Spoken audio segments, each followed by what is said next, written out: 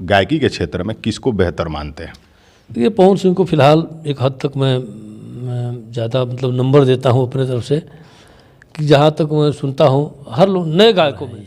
खेसारी जी के लिए कवि जी कुछ कहे नहीं, क्या बात है? खेसारी जी को अब क्या कहा जाए कि पक्षपात के बात करेला उहो अब तब पंच हो गई, पक्षपात के बात करेला उहो अब तब पंच हो गई, सही कही उरही किनारे चाटुकार के मंच हो गई, और दिने कथा सुनावे उहो रात में पी के टंच हो गई। नमस्कार, मैं किशन कुमार हूं और आप देख रहे हैं अपना आउट। मेरे साथ हैं एक जाने माने कवि, एक जाने माने शख्सियत, बादशाह प्रेमी जी। इन दिनों अपनी कविताओं से चारों तरफ चर्चा में हैं और एक अलग ही जलवा कायम कर दिए हैं। सबसे पहले स्वागत है कवि जी। जी, बहुत बहुत धन्यवाद आपका। इन दिनों कविताओं से चारों तरफ चर्चा में है, क्या चाहते हैं? कविताएं तो आपकी ऐसी ऐसी हैं कि चारों तरफ आग लगाने वाली हैं, क्या चाहते हैं? आग लगा देंगे क्या? देखिए, आग लगा नहीं देंगे, बल्कि मन को कहते हैं कि और उनको शीतल करे आप हो शीतल हो, एक पुरानी कहावत है। तो वैसे मैं सबको चाहता हूँ सब लोग शीतल रहें, सब लोग ठंडे रहें। हम शांति वाले हैं, लेकिन कुछ कवि तो स्टेज से सरकार को कोसते हैं, प्रशासन को कोसते हैं, वर्तमान हालात को कोसते हैं। आप मानते हैं कि नहीं कि ऐसा होता है? देखिए, ऐसा होता है। पत्रकार भी, कभी भी, सब लोग दरबारी राग गाने लगे हैं, हमको इससे कुछ लेना देना नहीं है।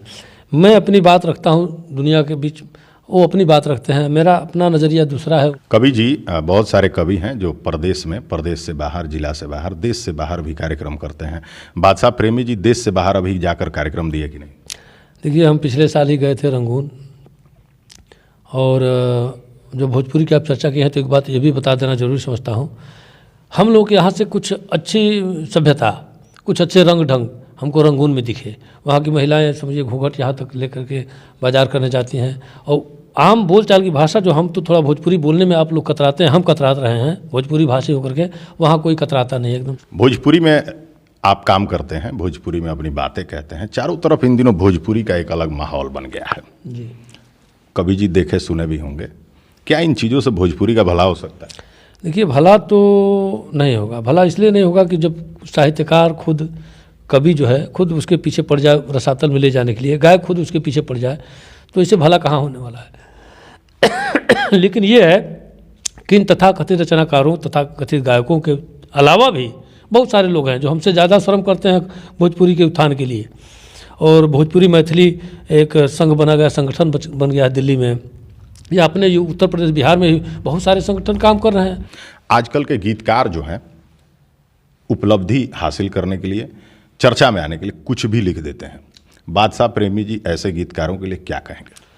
ऐसे गीतकारों के लिए तो बस एक ही है निवेदन कि वो गीत लिखे वो भी, और गीत गाए वो भी।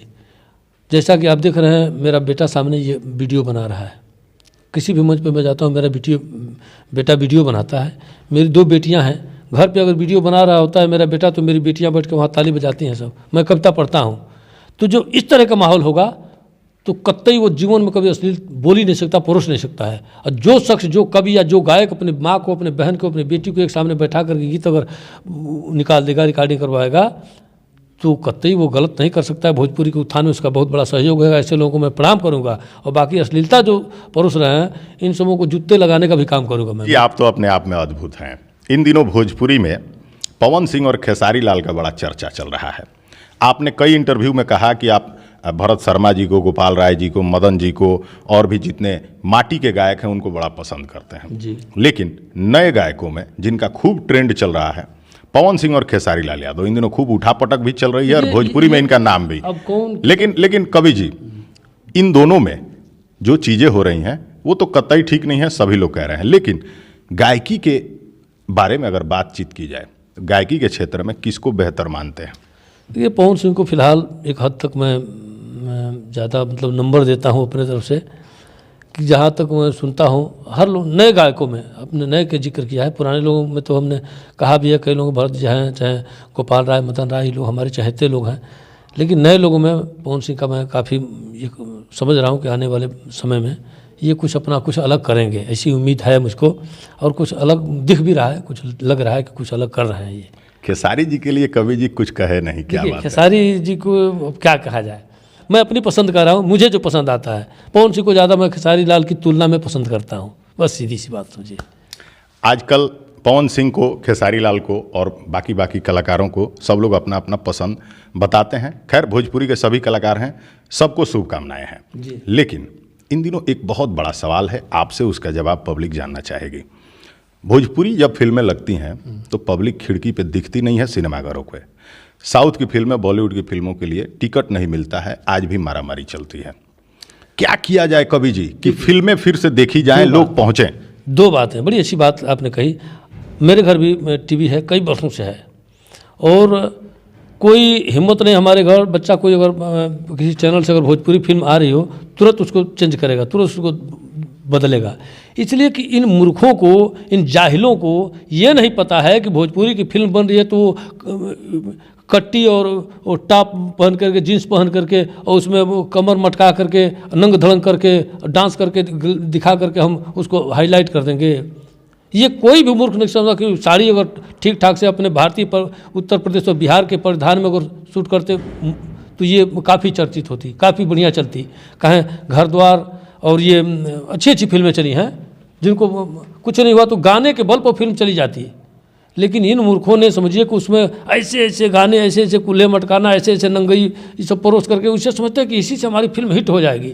और आपको बता दूं, ये जितनी सब अदाकारा हैं, ये सब किसी तरह का इन सबों को कुछ ज्ञान नहीं है, न नाचने का ज्ञान है, न नृत्य कला ये सब कहीं सीखी हैं सब, न कुछ है। केवल कुल्हा मटकाने वाली जैसे ऑर्केस्ट्रा वाली हैं, ये ऑर्केस्ट्रा वाली हैं सब।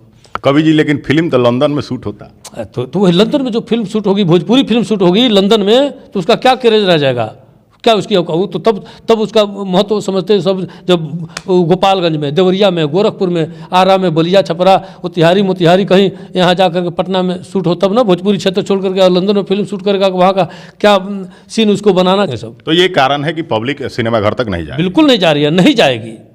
क्या किया जाना चाहिए कि पब्लिक आए? ये दंश तब तक झेलते रहेंगे जब तक इसमें अच्छे लोग गाने नहीं लिखेंगे, अच्छे कलाकार उसको ये नहीं करेंगे, अच्छी स्टोरी नहीं होगी और अच्छे ढंग से उसको ठीक ढंग से शूट नहीं किया जाएगा।